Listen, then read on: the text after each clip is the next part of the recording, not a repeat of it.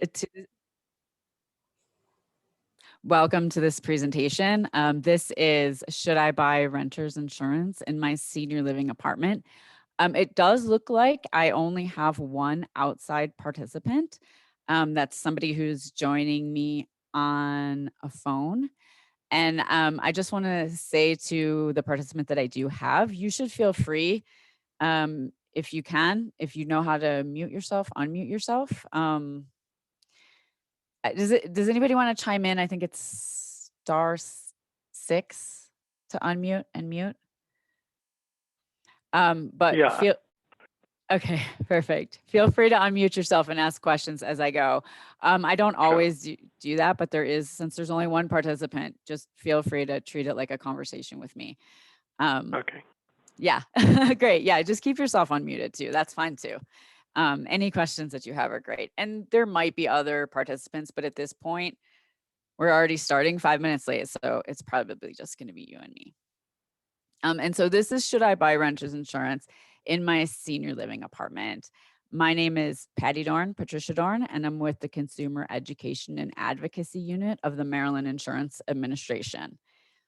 My email address is at the bottom as well, but I guess you can't see the slides because you're on the phone. So, but I do need my slides, so I will be flipping through them. So just so you know, the things that I tell you today, they're not legal advice. You should discuss specific questions with a financial advisor or an insurance producer. And just real quick, the Maryland Insurance Administration is the Maryland state agency that regulates the business of insurance in Maryland. And so what that means is we're the state entity that licenses the insurers, so the insurance companies and the insurance producers. And the insurance producers, those are going to be the agents and the brokers. We're the entity that licenses them and makes sure that they follow the laws. So we make sure that they comply with Maryland's laws. We monitor the solvency of insurers, insurance companies, to make sure that they have the money to pay your future claims, for example. We review the policies in our office, and we also make sure that the rates that are charged to Marylanders, so the rates, meaning your insurance rates, we make sure that they're not inadequate. So they need to be collecting enough money to pay your claims, but that they're also not excessive and that they're not unfairly discriminatory, so that they're not discriminating against certain individuals. And importantly for you as a consumer, we investigate consumer complaints and allegations of fraud. So we're the entity that you can file a complaint with, the state agency you can file a complaint with if you're having a problem with your insurance company. So for example, if you have like a claim in progress, et cetera, and you're not happy for whatever reason with how that's being dealt with, you can file a complaint with us. So examples of reasons that you might want to file a complaint with us could be that you feel like a claim has been improperly denied, or you feel that payment is being delayed. If your policy has been canceled, improperly terminated, if your premiums were raised without proper notice, if an agent or a broker made false statements to you in connection with the sale of insurance, or if you believe that they made false statements to you while processing an insurance claim, and if you believe that you're being overcharged for services. So that's just a quick who we are and what we do, so you understand where I'm coming from. I don't sell insurance. The Maryland Insurance Administration, we're the insurance regulator. So I don't sell insurance. My job is to educate you about insurance products. Did you have any questions so far?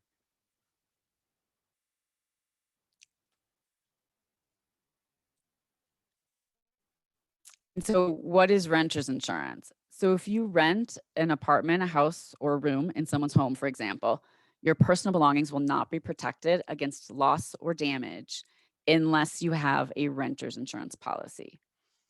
So an example that we have here is most homeowners carry a mortgage, and therefore they have no choice but to purchase homeowners insurance.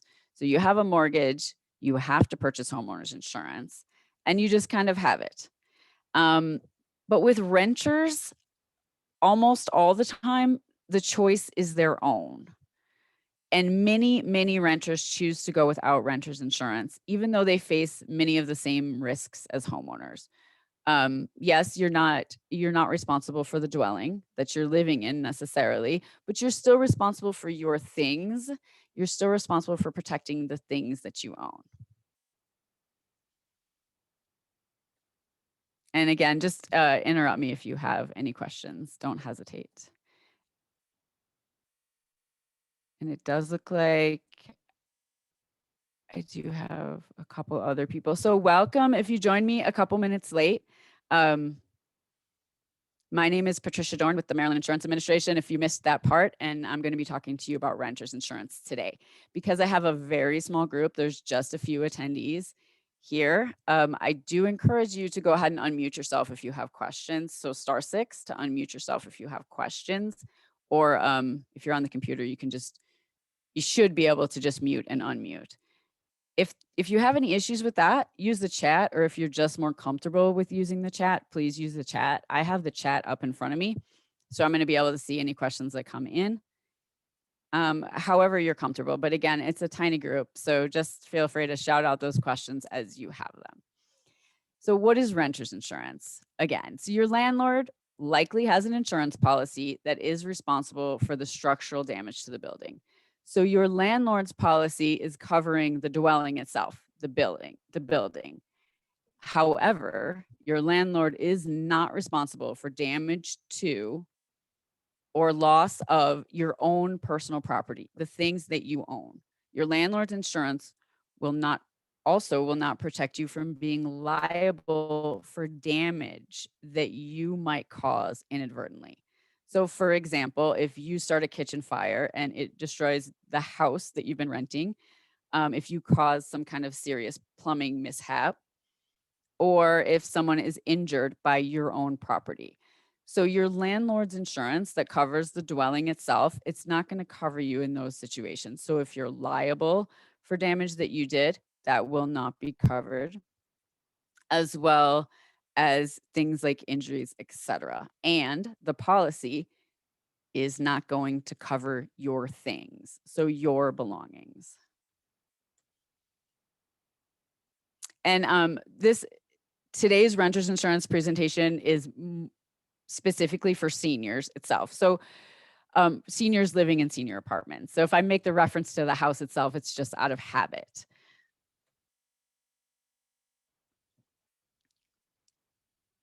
So what does a renter's policy cover? So what am I getting when I purchase renter's insurance?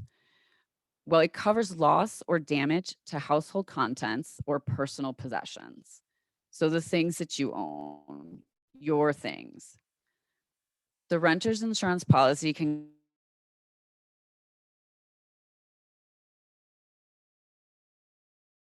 cover everything from electronic. Minimal number of items can add up to thousands of dollars worth of personal property. And so that can be covered in a basic renter's insurance policy. Many policies do not limit protection to your belongings located in your home or apartment.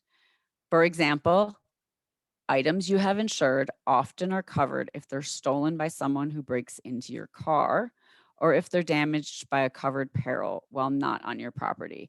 So that means that your renter's insurance policy can kind of go above and beyond just things that were destroyed in your house, for example. And so oftentimes items can be covered even if you had them in your car and they were stolen, things like that. And again, I encourage you to ask any questions as you have them. I have a question. Yes. So if you have something, let's say in storage, is that covered as well?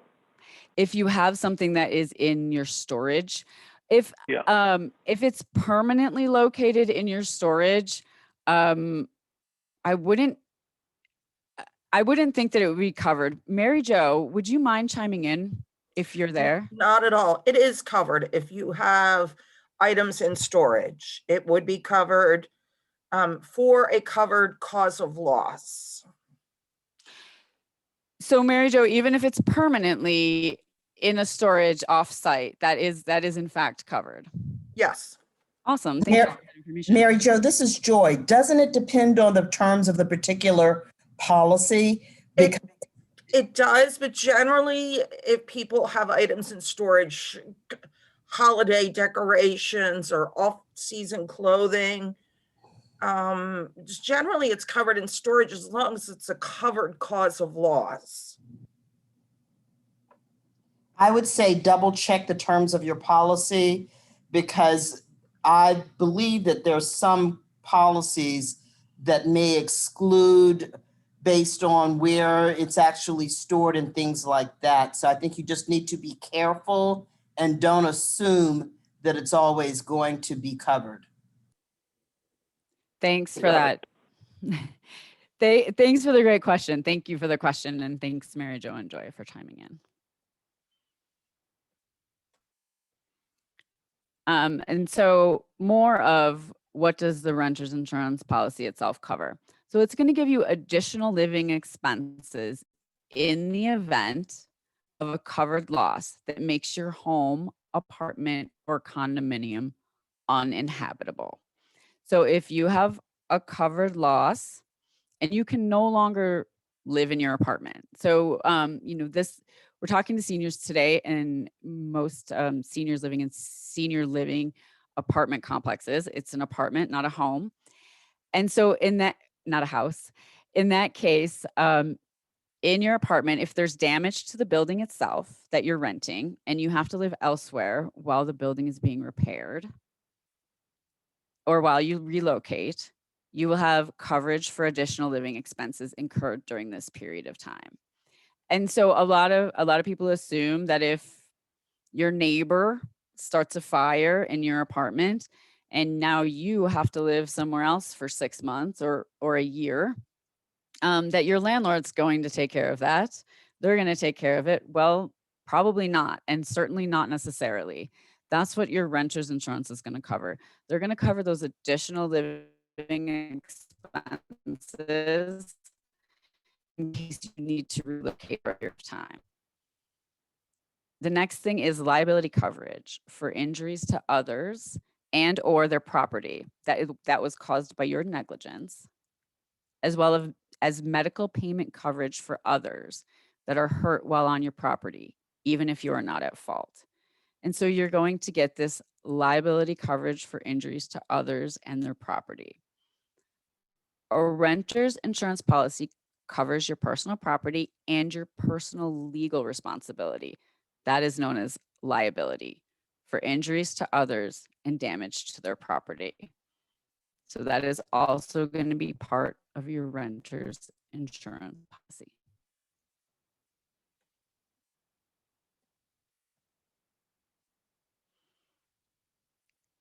So what perils are covered under your renter's insurance policy? And this is important. When you're shopping for renter's insurance, it's important that you understand what perils, and perils are the risks such as fire, wind, hail, theft, vandalism, etc. So these are the risks that can cause damage. So it's important that you know what perils are covered under your policy. They're going to be different from policy to policy. So you need to understand what your risks are. What risks do I have to my stuff in my apartment? And are they covered under this policy that I have or this policy that I'm considering purchasing? So some policies cover multiple perils. So maybe all the things on that list, maybe they cover fire, wind, hail, theft, vandalism, all of it, and a bunch more maybe. However, some policies cover only one very specific peril. If your home is damaged by a peril that is not named in the policy, then the damage will not be covered. For example, if you have a policy that says it only covers damage caused by fire and you incur wind damage in your apartment, then your insurer is not going to have to pay. I hope that makes sense. A policy that covers only one peril it's likely to be less expensive. It's almost certainly going to be less expensive. However, it's really important that you understand the limitations of that policy. Fire only means fire only. Any questions about that? Is it true that multiple peril policies do not typically cover flood damage? That is true. Your renter's insurance policy is not going to cover flood. So flood insurance is going to be a separate product. It's going to be a separate policy. So if you're at risk, if you think that you're at risk for flood and flood insurance is something that you're interested in, coverage for flood, you're going to have to purchase that as a separate policy. They couldn't add it on? No, they do not. There's almost no situations in which that is going to be part of a renter's insurance policy. It's a separate policy. Okay. Yeah. So more of what perils are covered under your renter's insurance policy. Although a policy that covers only one peril may cost less upfront, it might not provide you with sufficient coverage. And then an example we have is recently a number of apartments in Baltimore City were damaged in a windstorm, and some of those tenants were fire only. They had fire only renter's insurance policies. And so they had no coverage. Give me 1 second.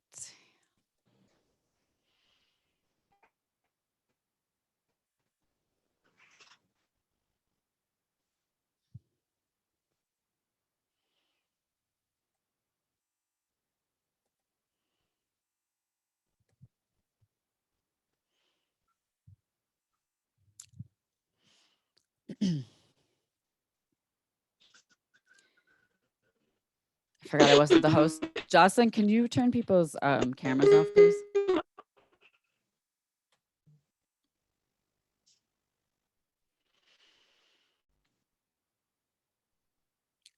All right, so I'm moving on to frequently asked questions. How much coverage do I need for my household property? And so that is going to depend on the value of your own personal property. And that's what it's dependent on. So how much coverage do I need? Do I need $5,000 of coverage? Do I need $50,000 of coverage? Do I need $100,000 of coverage? What do you have? What is the value of your own, the belongings that you own? And in order to do this, you should start by making an inventory of your own personal property and determining the value of that property.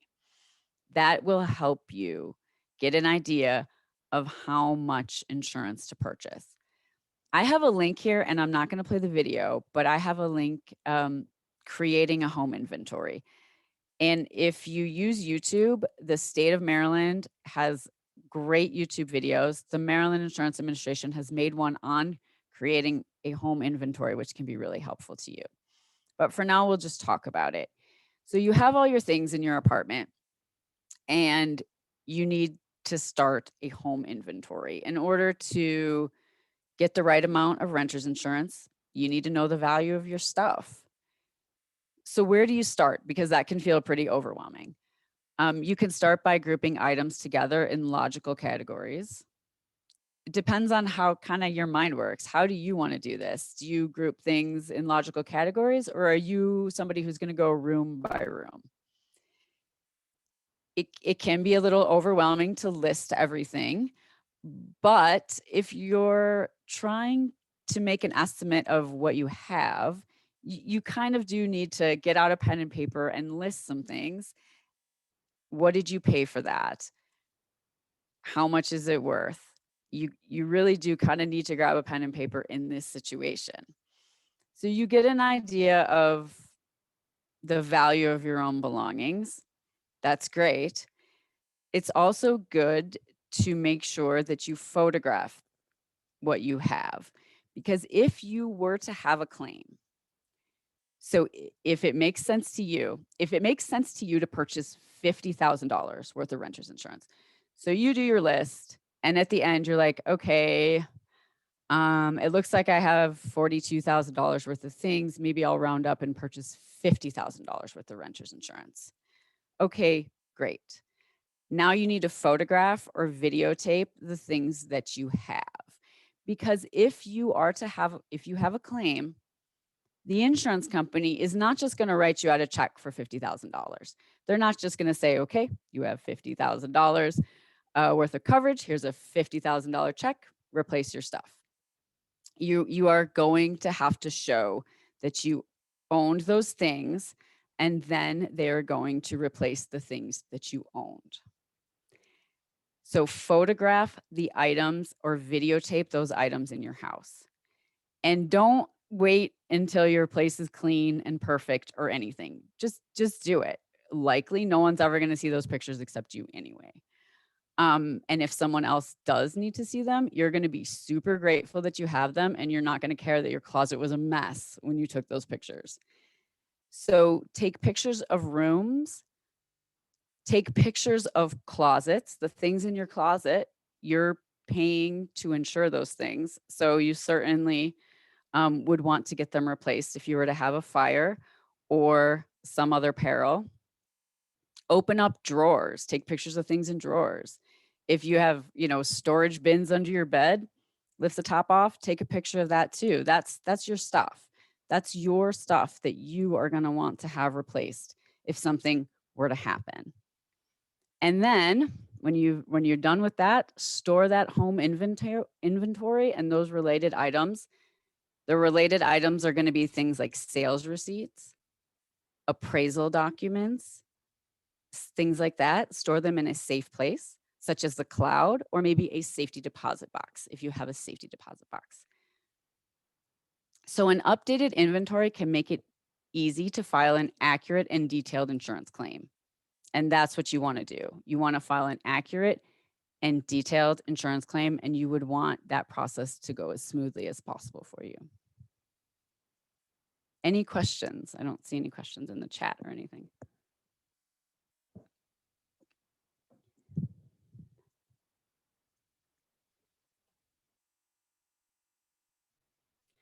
All right, so what does actual cash value and replacement cost value mean? This is likely a decision that you're going to have to make when you're purchasing your policy. Do I want actual cash value for my belongings, or do I want replacement cost value? And those can be a mouthful, and that can be confusing. And I want to clear it up for you so you can make the decision that makes sense for you. So actual cash value, which is often referred to as ACV. So this coverage provides you with the cost to replace your personal property up to the limit of the insurance policy minus depreciation for age and condition. Okay, so that's the official definition, and that's kind of a mouthful. So what does that mean to you? What is ACV? So as an example, if I'll use my office chair as an example. So if I purchased this office chair for $100 5 years ago, and I have an ACV policy. So office chair, $100 5 years ago. Okay, now I have a fire. I have no chair any longer. The insurance company is going to say, well, you have an ACV policy. You purchased that chair 5 years ago. You got some use out of it. And maybe your $100 chair is worth $50 now. All right, $50. That's an ACV policy. So they're going to depreciate it, and then they're going to give you the value of it when the loss occurred.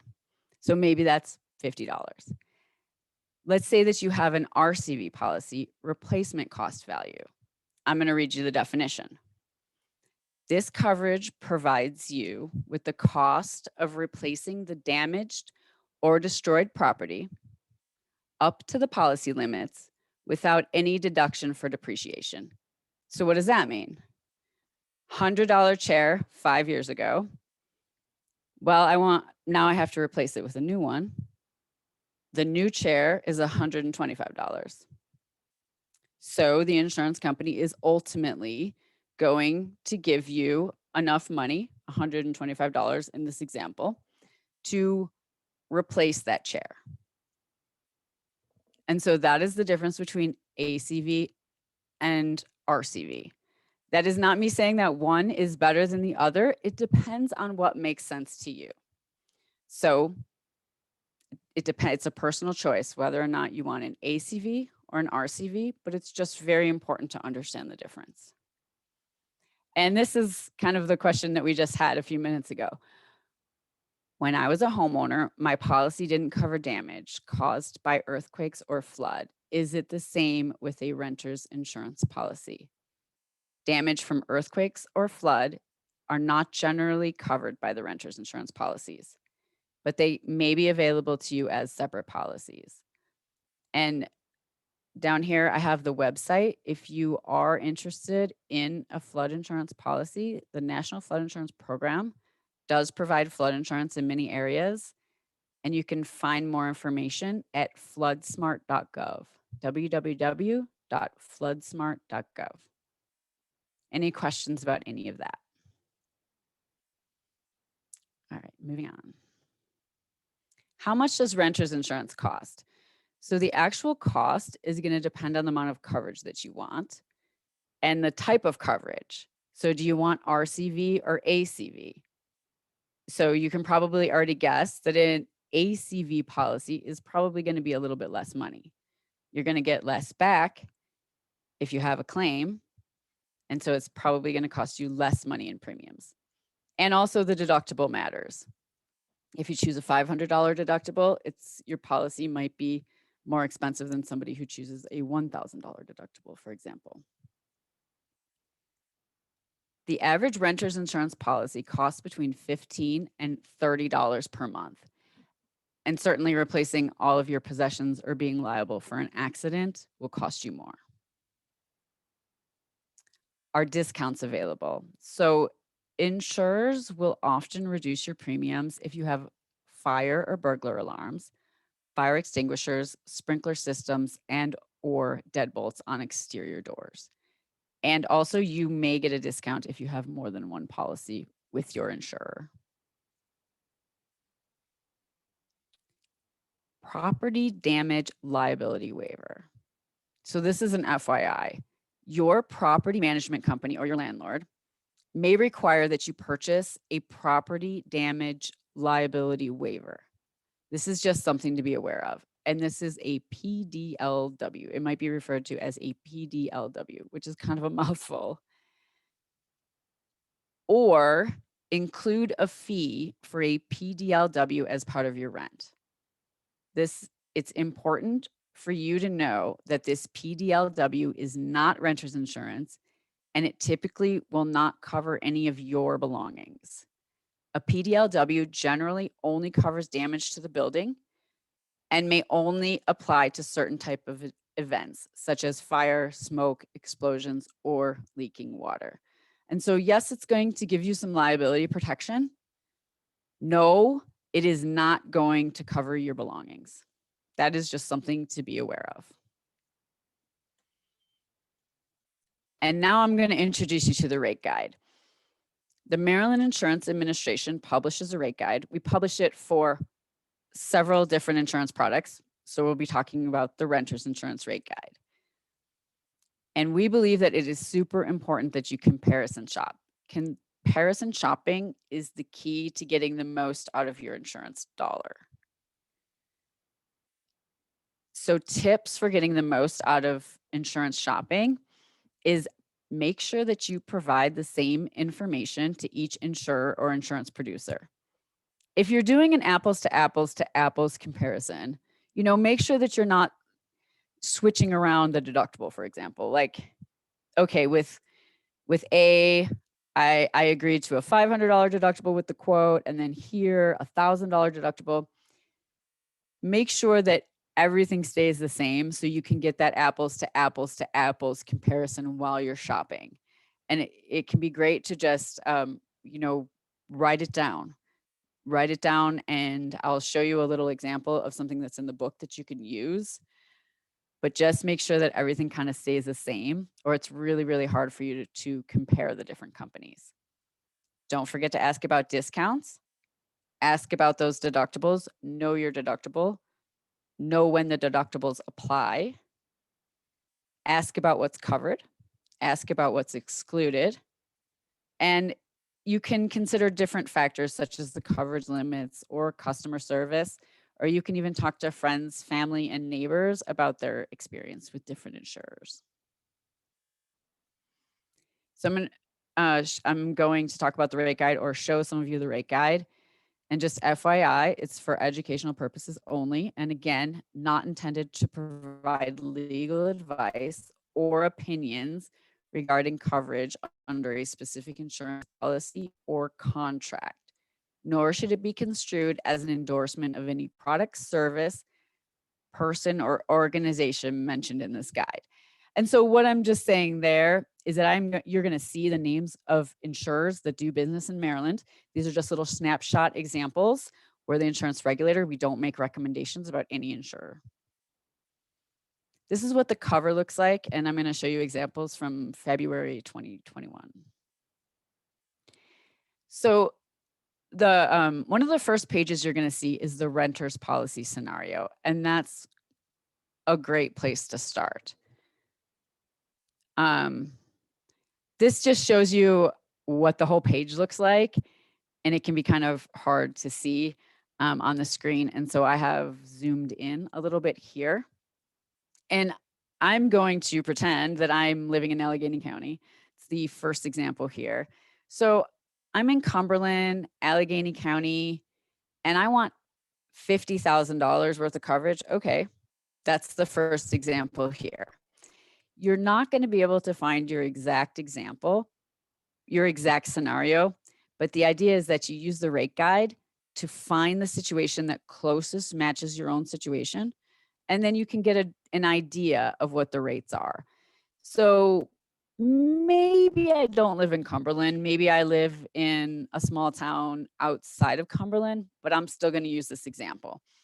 And maybe I don't need $50,000 of coverage. Maybe I only need 40, but this is going to be my closest example. So I'm going to go with that. I have a frame house. It has a protection class of 5.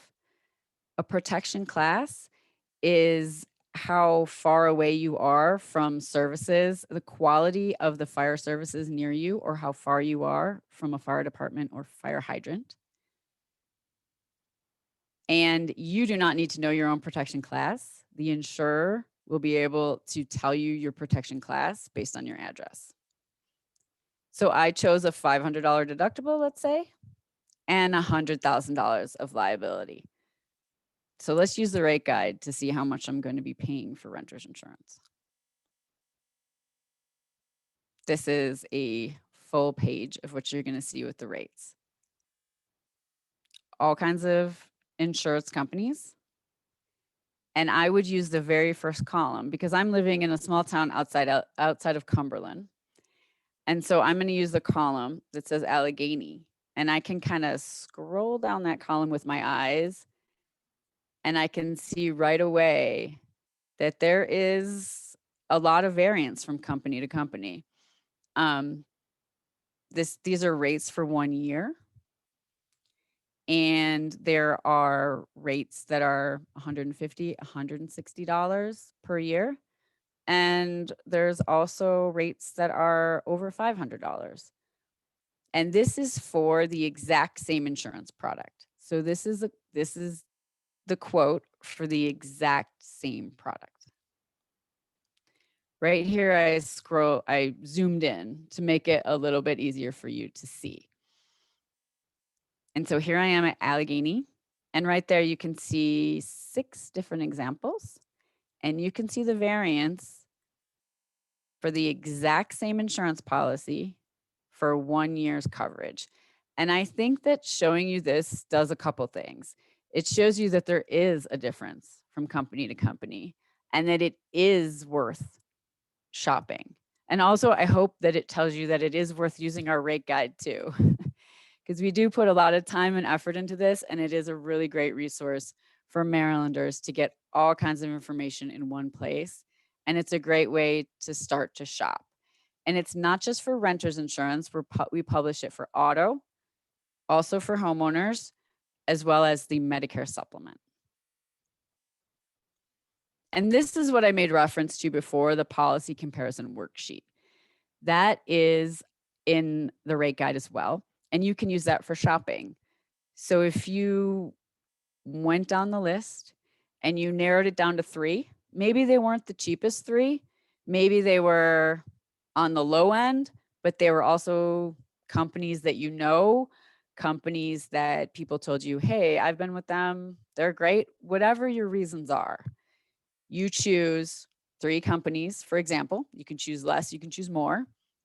There's 3 columns here. And then as you talk to them, you write down the information. And that way, when you've made your 3 phone calls, for example, you could step back, compare everything, and say, hey, this is the one that makes the most sense to me. Any questions from anyone? I have to bring up the chat real quick. I have a question. Yes, sir, go ahead. So I'm just assuming, let's say somebody went with one of the lowest quotes. And since Maryland State Administration is regulating these, is there a certain comfort level that we should have in our mind that even though we go with the lowest provider, they have been vetted by the state agency? There is a certain comfort level that you should have with that. So they are regulated by us, and the little guys and the big guys are following the same rules. So yes, absolutely. Okay.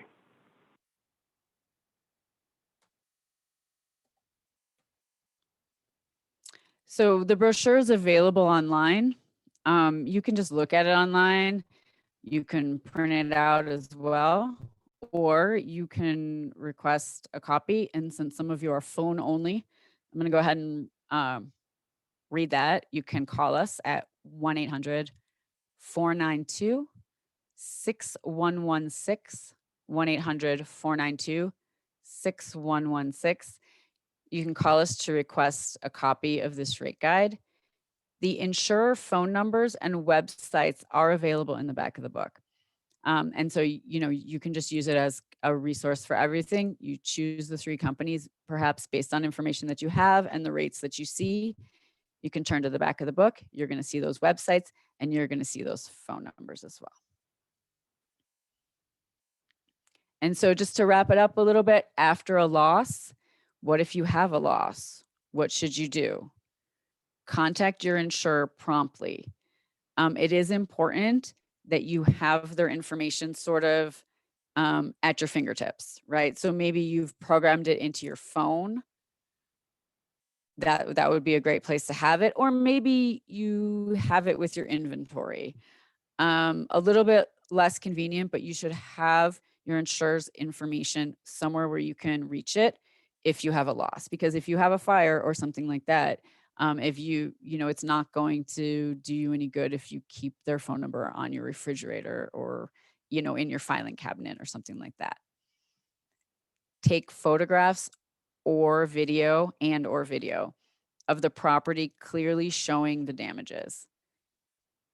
Before you remove any damaged property from your premises, be sure an insurance adjuster or your insurance producer. So remember, your insurance producer is your agent or your broker. Make sure that they've seen the damage. As soon as possible, prepare that detailed inventory of the damaged items or destroyed property. So much easier if you already have pictures that you can draw from. You have a fire, you're not going to be able to remember everything that you have, but you have all these pictures and you can draw up that inventory from your video or from your pictures. Give a copy of that to the insurance adjuster and keep a copy for yourself. Make sure that it includes description and the quantity of the items, as well as, when possible, the date and place of purchase, approximate age, and other proof of ownership. So as much information as you have. Keep all the receipts for any emergency repairs that you had to do. Be present when the insurance adjuster inspects your property. Do not accept an inadequate settlement offer. Cashing a check may bar you from seeking additional compensation. Confirm in writing that it will not.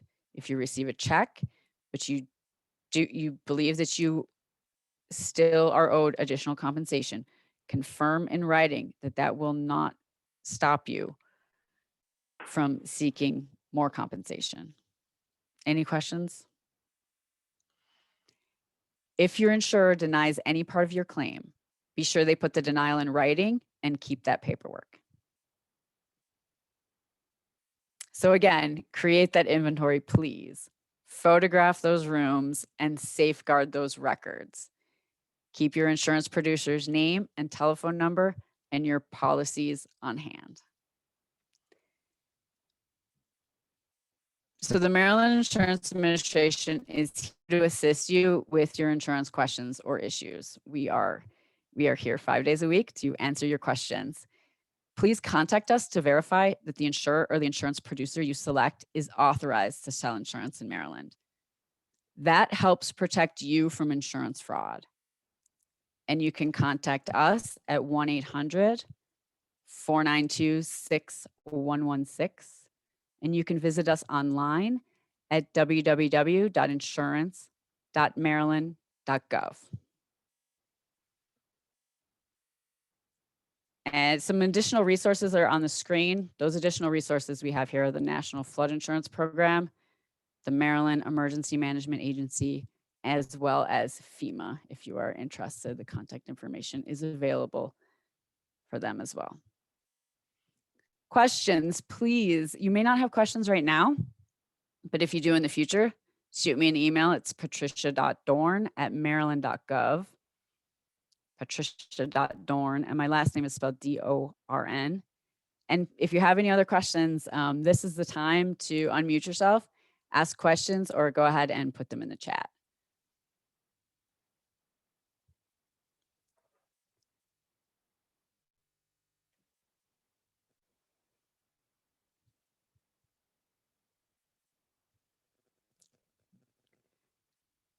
All right, so seeing no questions, I hope this was useful today.